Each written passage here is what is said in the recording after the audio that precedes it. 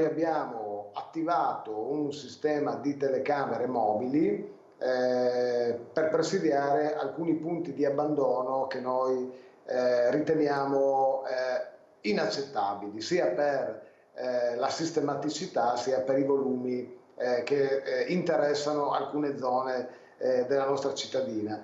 Riteniamo che questa apparente impunità che caratterizza l'atteggiamento di questi cittadini incivili possa essere scongiurata con l'uso sistematico delle telecamere. Il titolo è un po' fuorviante, no? Perché sembra che le telecamere non abbiano avuto l'effetto desiderato. Invece devo dire che in questo primo mese di attivazione abbiamo individuato alcuni cittadini che si sono resi protagonisti di atti di inciviltà, quali l'abbandono. In una notte sola sono stati identificati 7 cittadini individuati, multati, di cui 6 non pagavano la Tari.